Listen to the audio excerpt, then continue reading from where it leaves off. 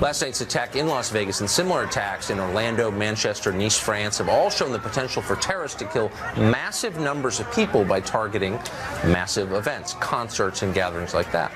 Is there anything we can do to keep these events safe? Dan Bongino is a former Secret Service agent. Aaron Cohen is a counterterrorism expert, and they join us tonight. Aaron, first to you. You can think of ways that you could lock down events like this, but they would basically entail making it almost impossible to get to the events. Is there a way to secure an arena or a place with 20,000 people that is consistent with the way we live now? Or we have to change completely the way we live in order to be safe? I don't think you have to change completely, Tucker.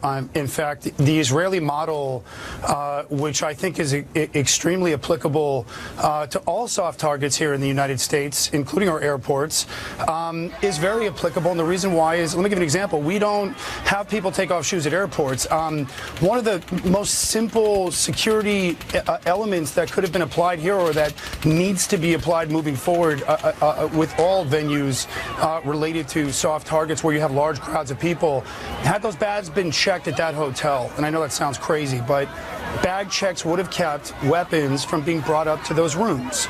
So the Israeli approach isn't necessarily designed to put a cork in people's lifestyle. There's a way to move security along efficiently, but that's also scientific but honest, and the security has to be honest.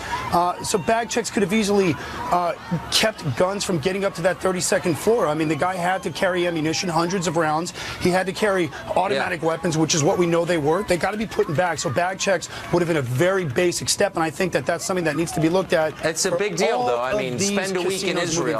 I like Israel, but you go to Israel, it's not like the United States at all. I mean, they don't have freedom of movement like we do. I mean, that's a different level of security. Dan Bongino, are Americans ready for that? It's doable. I mean, it's doable. It works, but are Americans ready for it, Dan?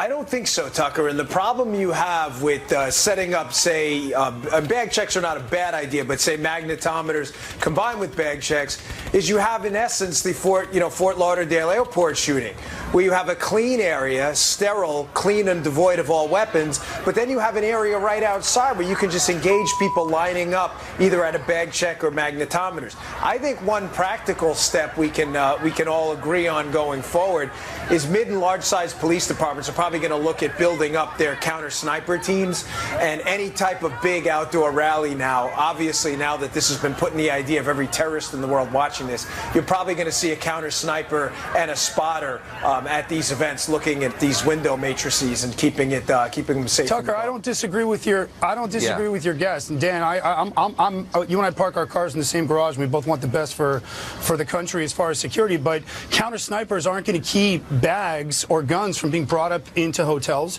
They're not going to keep them from getting up to the 32nd floor. They're not going to keep weapons and guns or explosives from being brought into the actual event itself. Here's the thing that I would be advising President Trump at this point with the soft targets, if I may, Tucker, very quickly.